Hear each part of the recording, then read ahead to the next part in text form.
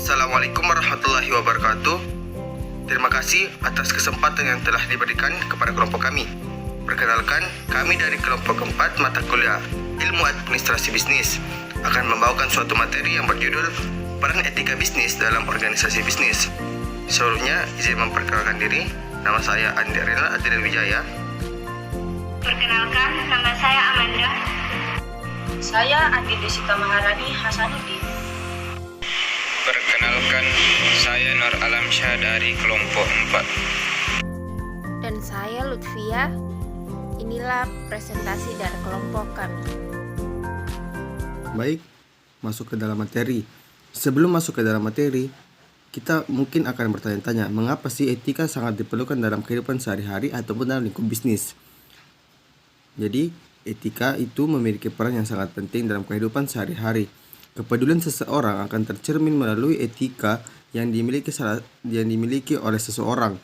Salah satu faktor penentu seseorang diterima atau tidak di lingkungan sosialnya ditentukan oleh etika yang dimiliki. Begitupun dalam dunia bisnis. Para pelaku bisnis memiliki ruang yang sangat luas untuk melakukan aktivitas dalam mengembangkan usaha yang dijalankan dan berusaha untuk membentuk suatu perusahaan yang kokoh, memiliki daya saing yang tinggi. Bagi pelaku usaha yang harus manajemen organisasi perusahaan yang baik melalui perencanaan, prosedur yang transparan, didukung oleh perusahaan yang andal, serta etika perusahaan dilaksanakan secara konsisten dan konsekuen. Lanjut ke pengertian etika. Sebenarnya etika itu berasal dari kata Yunani, yaitu ethos, yang dalam bentuk jamaknya taeta, berarti adat istiadat atau kebiasaan. Dalam pengertian ini, etika berkaitan dengan kebiasaan hidup yang baik pada diri seseorang, pada suatu masyarakat atau kelompok masyarakat. Ini berarti etika berkaitan dengan nilai-nilai, tata cara hidup yang baik, aturan hidup yang baik, dan segala yang dianut oleh seseorang, yang diwariskan dari satu orang ke orang lain, dari satu generasi ke generasi yang lain. Kebiasaan ini selalu terungkap dalam perilaku berpola yang terus berulang sebagai sebuah kebiasaan. Etika bisa tidak hanya perilaku yang baik, etika bisa jadi yang buruk, tergantung dari kepribadian masing-masing. Etika terbentuk karena kebiasaan seseorang dalam lingkup sosialnya. Namun perlu digarisbawahi bahwa etika itu harus dikedepankan bagaimanapun yang terjadi, karena etika itu nomor satu. Meskipun suatu saat kita memiliki banyak pengetahuan namun etika kita tidak ada, itu sama dengan kosong. Lanjut ke etika bisnis. Etika bisnis adalah seni dan disiplin dalam menerapkan prinsip-prinsip etika untuk mengkaji dan memecahkan masalah-masalah moral yang kompleks. Etika bisnis merupakan etika khusus atau terapan yang pada awalnya berkembang di Amerika Serikat. Sebagai cabang filsafat terapan, etika bisnis menyoroti segi-segi moral perilaku manusia dan peraturan-peraturan yang mempunyai profesi di bidang bisnis dan manajemen. Oleh karena itu, etika bisnis dapat dilihat sebagai usaha untuk merumuskan dan menerapkan prinsip-prinsip ekonomi, prinsip-prinsip etika di bidang hubungan ekonomi antar manusia. Secara terperinci, Richard D. George menyebut bahwa etika bisnis menyangkut 4 kegiatan sebagai berikut. Penerapan prinsip-prinsip umum dalam praktik bisnis. Berdasarkan prinsip-prinsip etika bisnis itu, kita dapat menyoroti dan menilai apakah suatu keputusan atau tindakan yang diambil dalam dunia bisnis secara moral dapat dibenarkan atau tidak. Dengan demikian, etika bisnis membantu para pelaku bisnis untuk mencari cara guna mencegah tindakan yang dinilai tidak etis. Poin berikutnya, etika bisnis tidak hanya menyangkut penerapan prinsip-prinsip etika pada dunia bisnis, tetapi juga matematika. Dalam hubungan ini, etika bisnis mengkaji apakah perilaku yang dinilai etis pada individu juga dapat berlaku pada organisasi atau perusahaan bisnis. Selanjutnya, etika bisnis menyoroti apakah perusahaan mempunyai tanggung jawab sosial atau tidak. Poin berikutnya, bidang telaah etika bisnis menyangkut pandangan-pandangan mengenai bisnis. Dalam hal ini, etika bisnis mengkaji moralitas sistem ekonomi pada umumnya dan sistem ekonomi publik pada khususnya. Misalnya masalah keadilan, sosial, hak milik, dan persaingan. Poin berikutnya yaitu, etika bisnis juga menyentuh bidang yang sangat makro, seperti operasi perusahaan multinasional, jaringan konglomerat internasional, dan lain-lain sebagainya. Nah, selanjutnya kita beralih pada materi peranan etika bisnis. Menurut Richard de George, bila perusahaan ingin sukses ataupun berhasil, memerlukan 3 hal pokok, yaitu yang pertama, memiliki produk yang baik, yang kedua, memiliki manajemen yang baik, dan yang ketiga, memiliki etika yang baik. Nah, pada ketiga aspek pokok bisnis tersebut dapat dijabarkan melalui 3 sudut pandang bisnis, yaitu yang pertama, sudut pandang ekonomi. Bisnis adalah kegiatan ekonomis.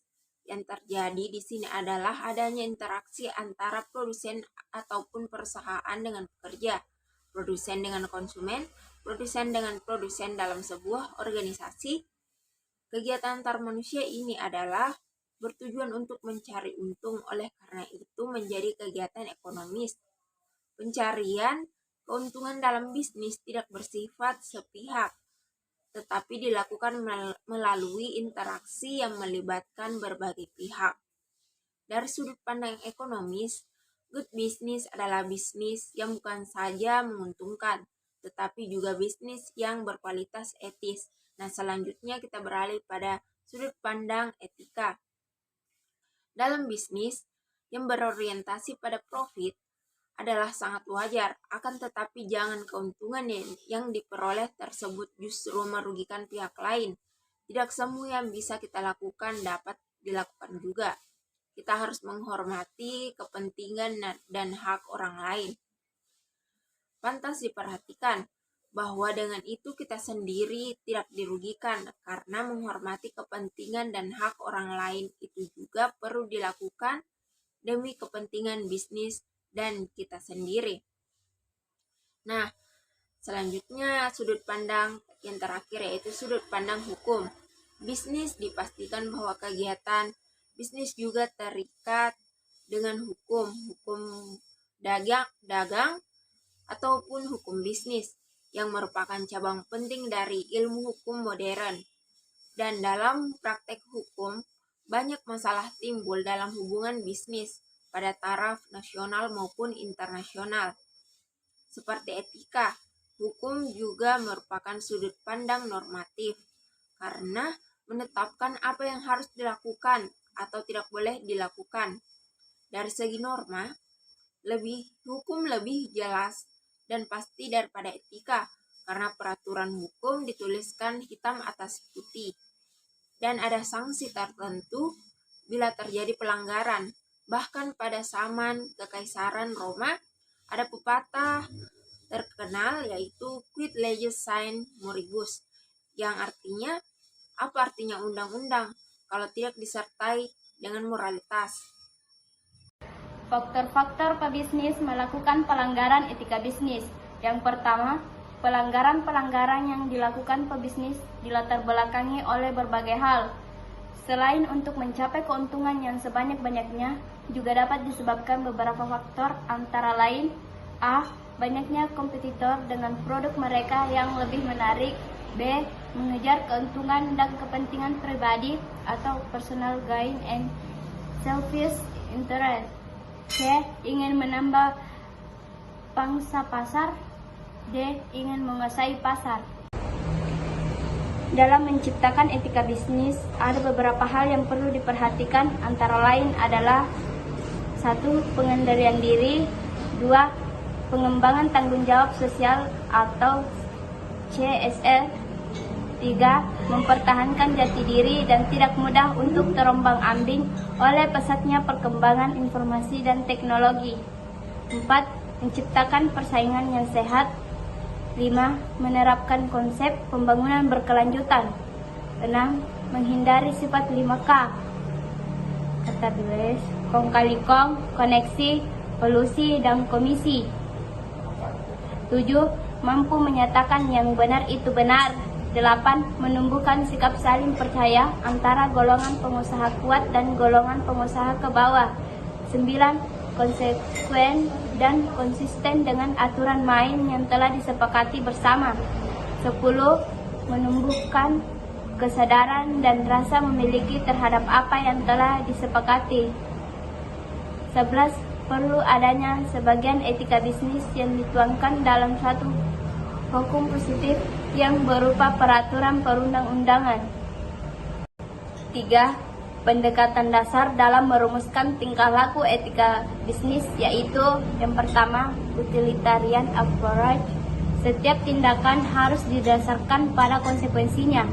Oleh karena itu, dalam bertindak seseorang seharusnya mengikuti cara yang dapat memberi manfaat sebesar-besarnya kepada masyarakat dengan cara yang tidak membahayakan dan dengan biaya serendah-rendahnya. Kedua, individual rights approach, yaitu setiap orang dalam tindakan dan kelakuannya memiliki hak dasar yang seharusnya dihormati. Namun tindakan ataupun tingkah laku tersebut harus dihindari apabila diperkirakan akan menyebabkan terjadi benturan dengan hak orang lain. Ketiga, stage approach, yaitu para pembuat keputusan mempunyai kedudukan yang sama dan bertindak adil dalam memberikan pelayanan kepada pelanggan baik secara perseorangan ataupun secara kelompok. Baiklah, saya akan melanjutkan presentasi berikut. Etika dalam persaingan bisnis. Ketatnya persaingan bisnis menyebabkan beberapa pelaku bisnis kurang memperhatikan etika dalam bisnis dan mempengaruhi tingkat kepercayaan dari elemen-elemen pebisnis. Yang kedua, saling menjaga kepercayaan dalam kerjasama akan berpengaruh besar terhadap reputasi perusahaan tersebut, baik dalam lingkup mikro maupun makro. Selanjutnya, contoh kasus etika dalam organisasi bisnis.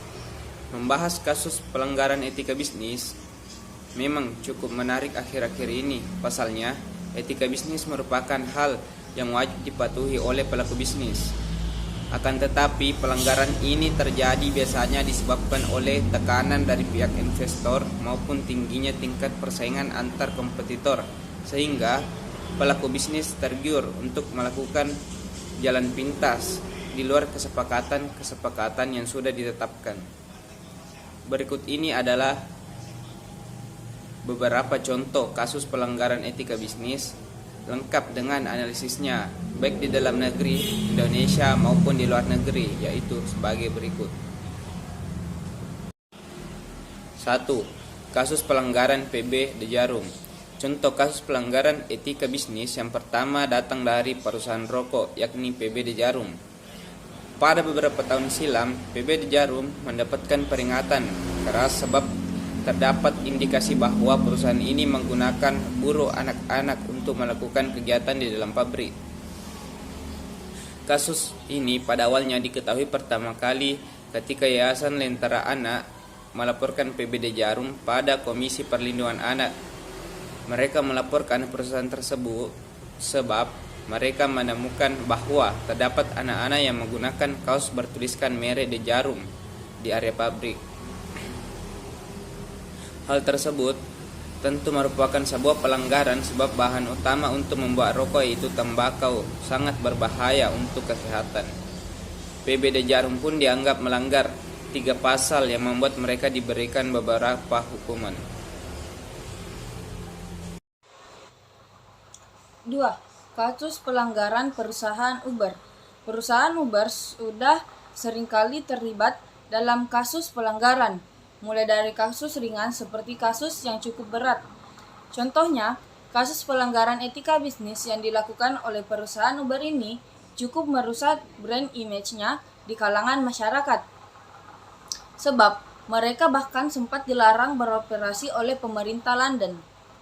Kasus ini bermula ketika mantan karyawan Uber, yakni Susan Fowler, menyatakan kepada publik bahwa perusahaan memiliki budaya pelecehan seksual yang begitu mendarah daging. Karena dugaan tersebut begitu mencengkangnya, maka Uber pun mengalami periode kesengsaraan dan membuatnya harus menyerahkan mayoritas pangsa pasarnya pada perusahaan lain yaitu Lyft. Kesimpulannya adalah bisnis adalah bagian penting dalam masyarakat. Selain mempertaruhkan barang dan uang untuk tujuan keuntungannya, bisnis juga membutuhkan etika yang setidaknya mampu memberikan pedoman bagi pihak-pihak yang melakukannya. Etika bisnis berperan penting dalam memberikan kepercayaan terhadap kelompok atau individu yang berkepentingan dengan jalannya sebuah perusahaan.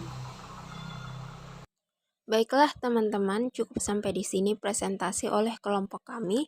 Bila ada kesalahan kata mohon dimaafkan, bila ada perasaan mohon diungkapkan. Terima kasih atas atensinya, sampai jumpa di diskusi selanjutnya. Sekian dari kelompok kami, jaka sembung bawa paku. Wassalamualaikum warahmatullahi wabarakatuh.